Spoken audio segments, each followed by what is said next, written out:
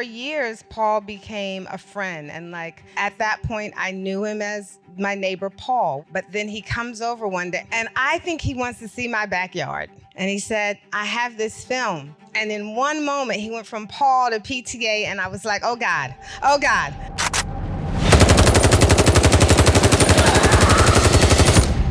Just when you think you got a handle on things.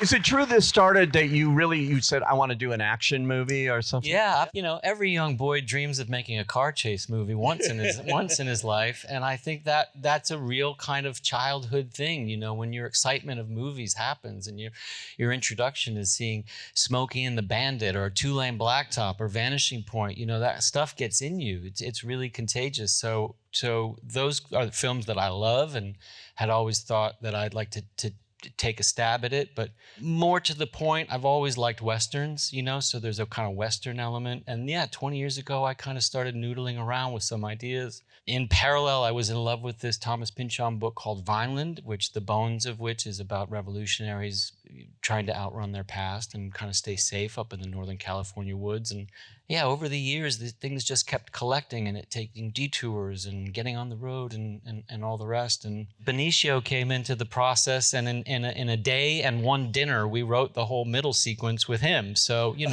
it was like 20 years in a day, This is the first time you have worked with Leo. And Leo has worked with every major director breathing. Why did it take so long, Leo, here? Look, I've been wanting to work with Paul forever. He's one of those unique visionaries of our time. The great joy of being able to work with Paul is the sort of malleability that he has with actors, the ability, although he is a writer-director, you come in with 1 out of 10 ideas. Usually he says, I'm going to pretend you didn't say that, but that one idea he takes on and create these characters as you go along. So it was a fantastic experience, and we're all blessed. The physicality I wanted to ask you about, getting that walk, it's so distinct, and it just, this character, you immediately know this guy. I was doing what I thought Paul told me to do when I read the script. And, I think about this movie of yours, of Paul's. What it all does is, first of all, it tells an actor, trust this guy completely, and you'll be all right. And that's most of my preparation. It was very exciting to be part of it. Benicio Sensei, talk about how you came about creating this character. The characters, it's a great little digression in a way of the story, and you go into Sensei's world. It was full of humanity, stuff that as an actor you love to play, and usually, I get the guy with the gun and blast people away. And this time, I was using my heart to get one thing, to get Leo to get in touch with his daughter. And all I can remember now thinking about this is my first day with Chase, who apparently she's never done a movie. And I walked in and I was doing this scene where she's doing all these moves. And I've worked with Paul before, but I see this like language between actress and director that is like completely, there's no language really. It's just signs with the eyes. Should I do it again? Okay, let's do it again. And it was like, wow, they're like at that level. And it was pretty amazing to see Chase, just be already like an established actor. I think it took me maybe 10 years to get to do that with a director. She did it in about 3 weeks. So it was pretty amazing. Since you mentioned Chase, how did this role come about for you? How did you hear about it? What happened? Well, I got a email in my inbox asking for a self-tape from a PTA/CK production and sent in the audition, and I put my best foot forward, but forgot about it afterwards. And about a month later, I got a call from the casting director, Cassandra, and she was like, Paul Thomas Anderson would like to meet with you. And right before she hung up, she goes, it's a chemistry read with Regina Hall and Leonardo DiCaprio. And then she's like, I'll see you there. And I was like, oh, okay, cool. So I did my best to kind of relieve as much pressure off of myself as possible. And then after that, it was in-person callbacks and camera tests and just having a lot of great conversations with Paul. And I want to say, it was a long process. And then towards the end of the year, he told me very casually, I got the part after doing like a 3 or 4 day karate intensive. And I was like, oh, okay, cool. Let's go.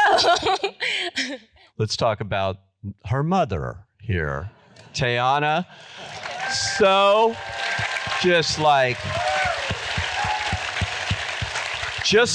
walks through and burns up this screen for the first part of this movie. It's like remarkable, really. You know. Thank you. You make an impression.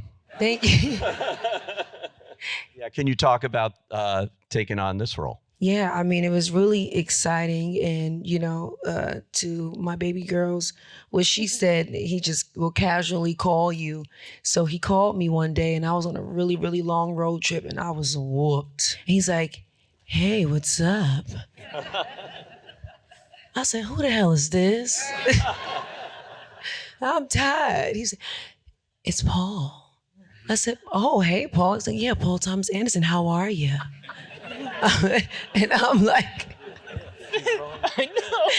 I'm not going front though. When he said Paul Thomas Anderson, when I tell you, I went from tired to, oh, hey, what's going on? How are you? Life is great. The day is great, And when he told me about this special character, and I was so excited, and we began to build Perfidia's layers. And what I love the most is how passionate he was about her. And of course, to me, he's so goated. I call him Chef P.T. Anderson because I'm like, let that man cook, okay? He be in the kitchen cooking, So we did a lot of camera tests and a lot of talking, and we actually built Perfidia, her look by accident. So when he wanted to do the camera test, I didn't have my lash refill yet. So yeah, I had...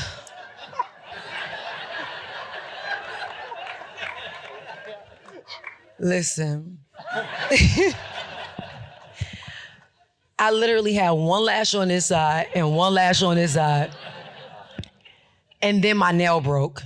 So then I had to put a Band-Aid on my nail, and we did a camera test, and it actually wound up looking really good because he did like a lot of close-up shots. So you just see like the Band-Aid and the claws.